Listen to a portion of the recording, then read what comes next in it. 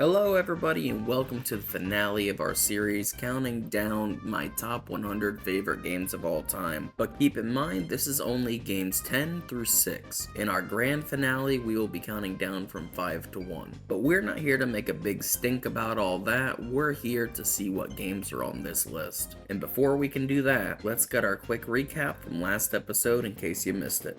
And now for the second to last time, let's throw it back to Past K for our rules update. No two games from the same series unless they are drastically different. Examples again, 2D Mario versus 3D Mario, and side games are allowed, but per side game series, I can only have one entry. So I can't have two Mario parties, but I could have a Mario Kart and a Mario Party. Before we move on, let's get a quick round of applause for Past K and the efforts that he's put in every episode. And since everybody's caught up now, I think it's time I let you guys loose and we hop into this countdown. I hope you enjoy the video. Number 10, Killer Instinct 2013. The KI franchise has been one that's been around me my entire life. It doesn't matter if it was in the arcade just mashing buttons as a toddler, or on the N64 playing KI Gold. One thing was always for certain, and it was that this series had a stranglehold upon me throughout every stage of my life, but it was always for a different reason. In the late 90s, I was smashing away on arcade joysticks with my dad. In the 2000s, I was grinding away combos in KI Gold just to see how good I could actually get at the game. Then I got my first Super Nintendo that was solely my own, and I bought the original port for the Super Nintendo, which I solely bought just out of respect for the franchise, and I wanted to experience everything it had to offer, including the Game Boy versions. I don't recommend those, but they exist. But nothing could have prepared me for what was about to happen at E3 2013. Quick reminder for anybody who is unfamiliar with E3 or is just too young to have experienced it. E3 was an electronic showcase that took place every summer, in which companies would show off both their hardware and their software. It wasn't limited to just gaming, however that quickly became the main hub for all new releases and announcements. But we're not here to talk about the actual expo itself, we're here to talk about my experience. Even though I would love to do a dedicated video on the complete history of E3 as it is super interesting, if that's something you're interested in, just let me know in the comments and I'd be willing to make that video.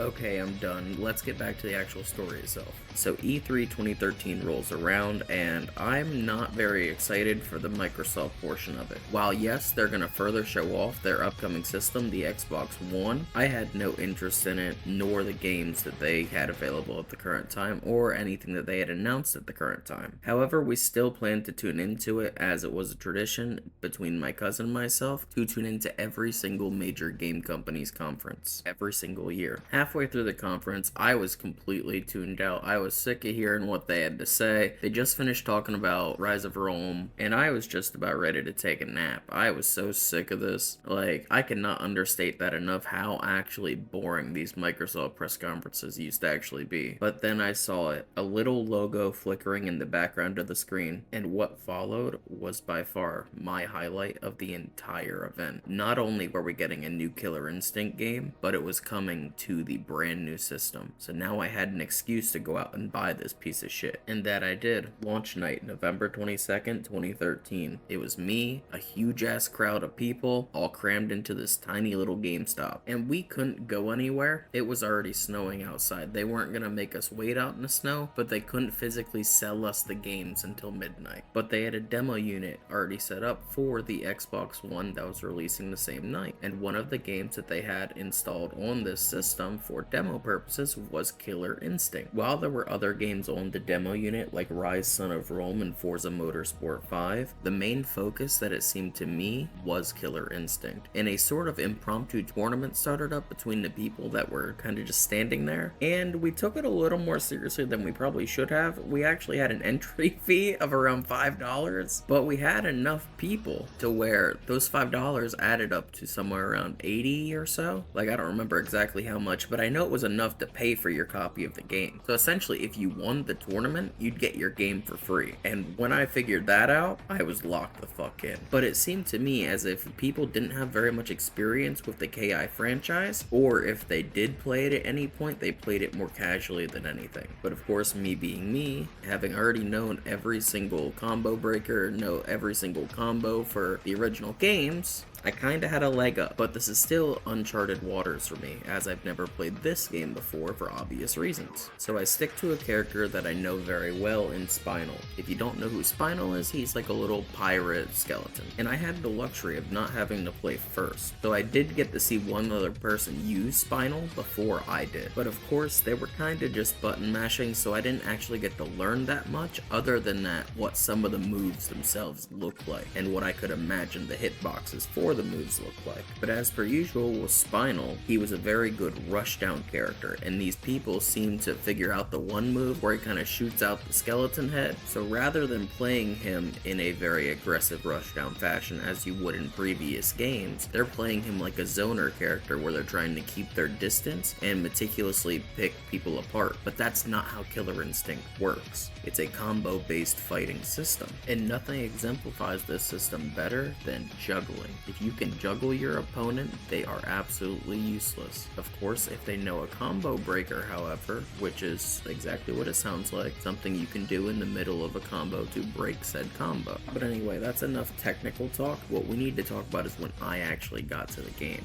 I picked him just because I was familiar with his moveset, and oh my god, it translated perfectly. I could still do moves like Bone Shaker and Power Devour. Power Devour of which was very important to my strategy going forward, because not only was it a move that played into his rushdown gameplay, but it was one that stole life from your opponent. For every time you hit it, he would gain 1 speck of life on his life bar. And I know that doesn't sound like a lot, but if you can hit it 4 or 5 times in a game, that's a free hit that you could take. Now add teleportation to the mix with his Skeleport attack. When you combine Skeleport and Bone Sword, he's not really going to have a lot of space for you to attack unless you anticipate the movements. So I flew through the early parts of this so-called tournament, and I wasn't even thinking about other characters, not a single thought in my world. Of course I watched people's matches, but I really didn't care, just because I believed in my strategy, and a damn good strategy it was. It carried me all the way to the finals without even dropping a stock. I wish there was some tension for this final fight, but there really wasn't. I kinda just repeated my strategy of Power Devour, Bone Sword, and Skeleport, and I pretty much just cheesed my way to the win that way, just through pure knowledge of the franchise itself. And because I earned it in that way, I'm gonna say I got my copy of KI 2013 for free, and this memory alone would be enough for me to put it on this list. Probably a lot lower, but it would be more than enough for me to put this specific entry on my list. But it wasn't until I started playing other characters once I got the game home and for myself that I really fell in love with this specific title. More specifically Sadira, who is a vampire spider lady with a Russian accent. Super weird character, but super interesting. So I grinded the shit out of this game, and when I say grinded the shit, I mean absolutely grinded the shit out of this game. I was playing online tournaments, I was having a great time, all using my main girl Sadira, with Spinal as my backup character. It is a wonderful pick up and play experience that I could recommend to literally anybody who likes fighting games. But it hasn't just peaked in the early seasons. We've gotten 2 more full seasons of content, each one bringing new surprises and challengers. I will say though, if you're going to be playing this game casually, I would probably stick to the CPUs or with a friend. For instance, I streamed this with RemelRaider99, and I felt like I had to hold back because it'd be unfair if I just unloaded my full arsenal on somebody who hasn't even ever played the game before. I try to be respectful to my opponent, but when it comes to Raider, we've been through enough shit that we can kind of gauge when to go easy and when not to. We actually have a word for it. We call it culture. I could completely ramble all day about how much I love this game and how fun it is, but the easiest way that I could describe it to you is just for you to go play it. It is free. You can play the base game in like a demo mode where it rotates fighters on your Xbox right now. Or if it's on PC, you could play it on PC, same situation. If you have Game Pass, you get all 3 seasons worth of content, no additional charge. Please, just give it a shot. Number 9, Wii Sports.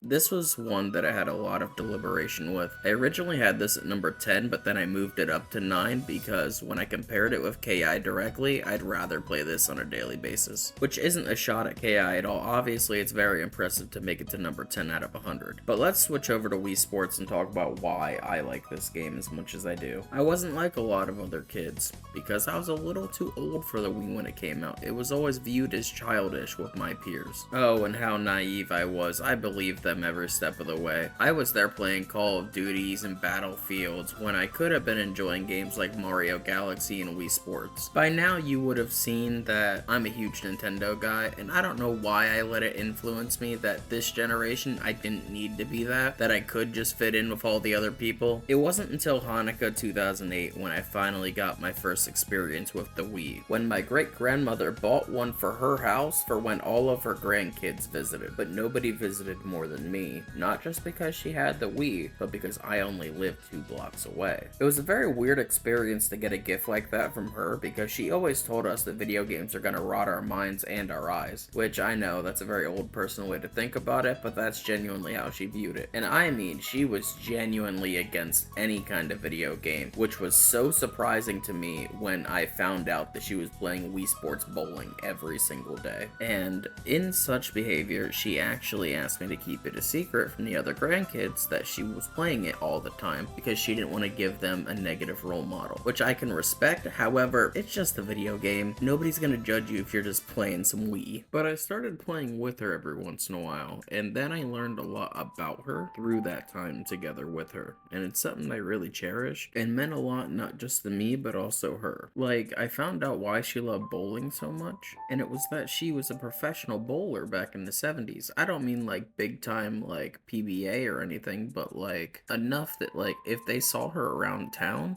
she would instantly be recognized. But to think I knew nothing about her before we started playing this game together was absolutely baffling to me. How I didn't know anything about her other than that she liked the Phillies, she liked the Eagles, and she voted for Obama. She was a very stubborn person in the way that she wouldn't tell you anything about her unless you specifically got into her inner circle, which was very hard to do, and the only people that I've ever seen that were able to do it were my mother and her mother, which is crazy because they're not even related to her. Like, I never even questioned why I didn't have a great-grandfather in the picture, and I learned so much about my family just from going over there a couple days a week and playing Wii Sports for a couple hours with her. It's such a weird connection, but it's one that I wouldn't give up for absolutely anything in the world. But as we got older, I had a lot more responsibilities, like I went to college, I moved away, all that kind of stuff, but then I came back to Milton for a little while, and it felt like I never left. We had that connection just like we did before I ever moved away. But then it came time for me to go start my new job overseas, and the day before I left, she decided she's gonna box up the Wii and give it to me as a going away gift. And by this time, there was nobody else in my family in the area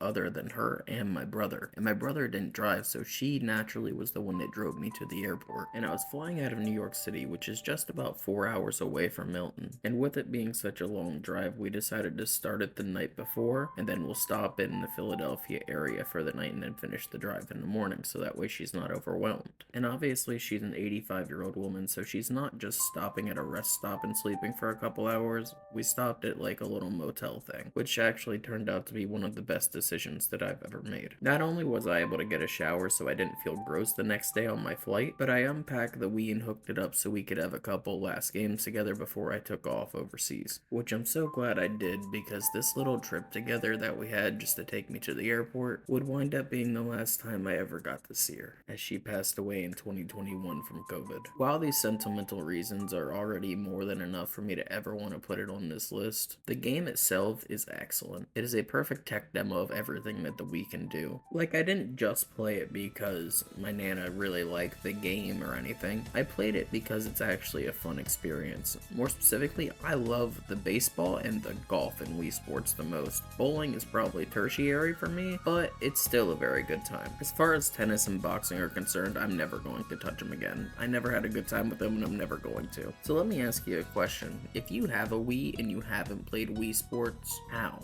How is that even possible? It was a game that defined a generation, and if you're never gonna give it a chance, that's ridiculous. Even if you don't like sports games, you need to play Wii Sports. Number 8. Mario Party 5. Mario Party 5 has a lot of features that I really like and a lot of little sub-games to really enjoy. But it also has a lot of jank that I have to put up with every single time I play it. But if we're looking back at the rules, I can only select one game per series. Ideally, I would pick Mario Party 7, however, it didn't have the Koopa Kid stuff that number 5 has, and I need Koopa Kid. He is my homeboy and I miss him so much. And for him to be such an integral part of the story mode is absolutely wonderful to me. It sucks that you can't use him as a story mode thing because I feel like they could have done a really funny mirror thing, but that's a different point for another day. The amount of pure modes that are in Mario Party 5 are absolutely astonishing. Of course you have your party mode, your minigame mode like you have in all of them, but you have a dedicated story mode, a super duel mode, a bonus mode, and options. I don't count options as a mode, but it says mode in the menu, so I'm saying it here. So Mario Party 5 takes place completely in a place called the Dream Depot, in which Mario and the crew has been invited because nobody dreams bigger than they do. I shit you not, that is the actual story to this game, paraphrased from the instruction manual. But in the story mode to the game, you're actually following Bowser and his henchman Koopa Kid, who are here to ruin everybody's dreams. You as the player are tasked with taking on the Koopa Kids. By the way, there's 3 of them now, and they all split apart from the main Koopa Kid. I don't know how it works, but I absolutely love it. And in doing which, you're stopping Bowser from ruining the dream, which is why the unlockable stage in this game is called Bowser's Nightmare, because it's his fears and whatever being fully realized. But enough about story mode, let's move on to the cast. Most of the cast from the previous entries are all here and accounted for, except for Donkey Kong, who now has his own dedicated space on the board, which if you land on it, you can play a little mini game, which translates his bananas that you earn in-game to coins. However, there are some newer faces that you can play as in Mario Party 5. We have Toad, who has usually been the host of the games, Boo, who you could use to steal coins and or stars from your opponents in previous games, and those duties now fall upon the Pink Boo. But last, and most certainly not least, we have my boy Koopa Kid, who has a significant role in the story as well as all the previous games, boards, and storylines. And now that we have characters out of the way, let's talk about the boards for a second, and we can't talk about the boards without talking about orbs. The item shop has been replaced with orb machines, and rather than paying per item, you get a random one for free out of basically a gacha machine. However, now the price that comes with them is when you want to use them. You have to pay after the fact. While I dislike that aspect of the orbs, I like how many of the orbs are actual placeable items that are able to take over entire spaces. However, this does come at a huge cost, and that is that the boards themselves are actually just littered with red and blue spaces, which if you're unfamiliar, blue is good, red is bad. Which if you are playing a game that has a lot of mushrooms and warp pipes, for example, you're not going to get a lot of placed orb spaces on the board, which basically means the boards themselves are going to be a lot more simple and a little less fun to play on. One thing that does boost up the gameplay in this game a lot though is that they introduced Team Party, where you could team up with a partner and actually work as a team to get stars and coins throughout the game, as you normally would, but as a team. And each set of characters in any combination have a unique nickname. But now let's get to the best part of this game, bonus mode, which you're probably looking at right now. I'm probably playing ice hockey because it's my favorite minigame in the game. But on top of ice hockey, there's also beach volleyball, which is exactly what it sounds like, and card party. And let me explain what card party is for a second. It's a 4-player battle mode where players need to find cards to win the game. What kind of cards are we looking for, you might be asking? Star cards, of course. And that's because this is Mario Party and everything is star-based for some reason. So let me summarize all this. Mario Party 5 is a huge package, but it's not a very deep package. If you want to fly through the story mode, that's my favorite thing that you should do as a new player. But if you're looking for something quick and fun, I would go play some ice hockey, volleyball, or maybe a card party. If you're looking for the best board play experience, I would rather recommend 6 or 7 just because they have more options for what you could actually do on the boards, and each one has its own gimmicks. I absolutely love Mario Party, and if you like party games, you will too. Number 7, Pokemon Fire Red.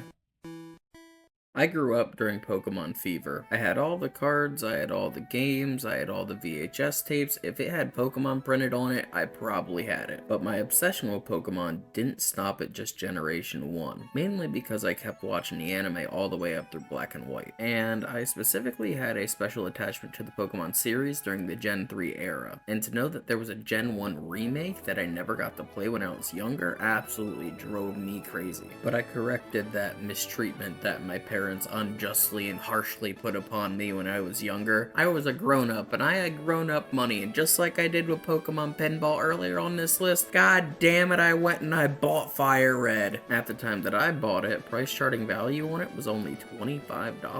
I don't even know what it's worth today, but I know it's way more than I'd ever be willing to pay for it again. I'm not gonna dive super deep into Fire Red like the actual game itself, because everybody kinda knows what the general structure of Pokemon is. You go around, you catch Pokemon, you move on. You still have your 8 gym battles, you battle the Elite Four, the champion, all that happy jazz, except now that this is a 3rd generation Pokemon game technically, they needed to have implementation so they could cross-gen with Ruby, Sapphire, and Emerald. However, the way they did this was very cool and very unique in the form of the Sevi Islands, where you had to go get the stones to actually add compatibility to your game. Plus, there's more than the original 151 here. Once you're on the Sevi Islands, you're going to start finding a lot more Pokemon that are not from that original Gen 1. However, once you've played this game enough times, you do get a little bored with it, and that's where different types of runs start coming into play. More specifically, I'm talking about Nuzlocke, which I've done quite a few Nuzlocke runs of this game already, along with a couple other Pokemon games, but nothing compares to my run of Vanilla Fire Red that I streamed over on my Twitch channel. I really want to make a supercut of that series just because I feel like it'd be a fun time, but I don't know if there's an audience for it. This is the one Pokemon game in the series that I could recommend to literally anybody,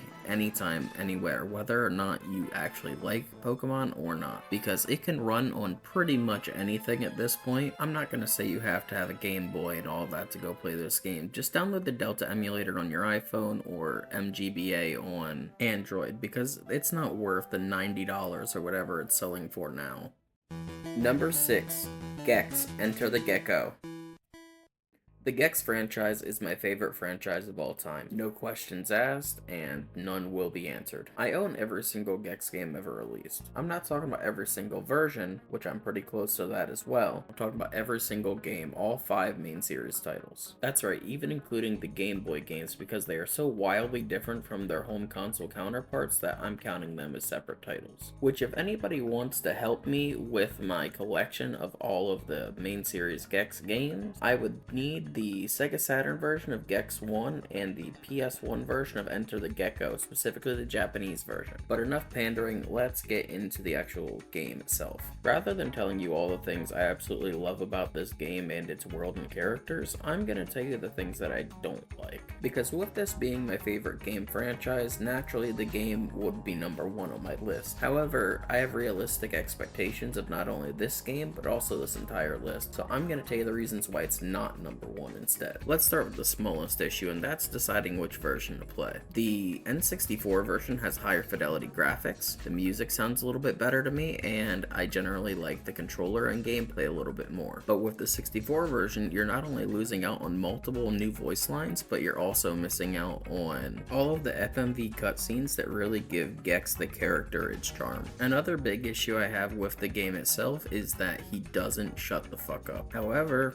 that's not a problem on something like the PlayStation or the Saturn, because even though he talks a lot, he doesn't have to recycle as many lines. The N64 version recycles about the same 30 or so lines over and over again, and even less on a per stage basis. I could not tell you the amount of times I've heard Gex say I feel like I'm trapped in Boy George's pants. And just like everybody else that plays this game, the biggest problem I have with it is the camera. While there are 3 separate camera settings you can use, automatic, semi, and manual, I don't think any of them actually do a good enough job at being competent enough to do what you actually need it to do. So I find myself switching between them on the fly pretty often. But those are all the big problems that I have with this game. Everything else is rather minor, and there's nothing that I can't look past. The gameplay and world itself is super interesting, and I love the story of going into each of the little stages just to see what is new there. For instance, Scream TV is the first thing you come across in the game unless you go to Toon TV TV, they're on opposite sides of the map. However, after you beat the first boss, the second area opens up to you, and there's a second part of Scream TV with all new objectives and things to do. The story is also outlandish, but it's also great in every single way, and I think Rez is one of the best villains in any video game, period. So basically, 2 years after defeating Rez for the first time, Gex is pretty much retired, he's hanging out, he's watching TV, whatever, it's his favorite thing to do. Anyway, 2 agents show up at his door and start interrogating him. They basically bust in, they offer him a shitload of money because apparently Rez is back and he's having a plan to take over the media dimension again. So Gex quote unquote humbly accepts the offer and jumps into the media dimension to work towards getting rid of Rez once again. However, Rez isn't the only cool boss in this game. You have a pretty normal boss fight against the Tiki brothers, a little weird one against Mushu Pork, but all of them are a very fun boss fight. They might not be the longest boss fights ever, but they are extremely fun to play. This game is full of pop culture references that by today's standards are dated, but if you love 90s media, this is going to be a treasure trove for you. While I absolutely love the Gex franchise, the characters, the layouts, the plots, bosses, everything about it except for the camera, I can't give this game a recommendation to most people. And if I do, you have to play it on an emulator, so that way you can use something like a modern controller, which does alleviate some of the camera issues. If you're willing to look past the camera and some of the voice lines, which you can turn the voice off in the settings, I'd say give it a shot just for the historical aspect of it, because it is a forgotten platformer, and I feel like no platformer deserves to be forgotten.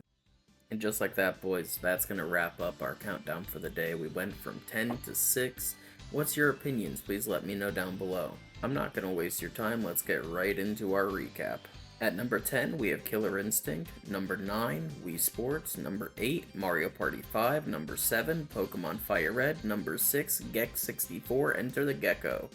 And just a reminder, next episode is going to be our finale, so if you want to enter the giveaway, you gotta do it now or in that episode, because in the recap, we're going to have the drawing for who actually wins it. You could win your choice of any game from this entire list, including the honorable mentions. All you have to do is comment below what your favorite game is. In the background of our recap episode, we'll be having a Super Smash Bros. Tournament using CPU fighters. Please let me know in the comments below who you want your fighter to be and their color, and they will be representing you in our contest, and the winner of that entire bracket during that video will actually win the prize. We're not drawing it from like a wheel or a hat or anything. We're going to try to be a little more creative than that. But now that everybody's been reminded of that, I can't wait to see you guys in the top 5.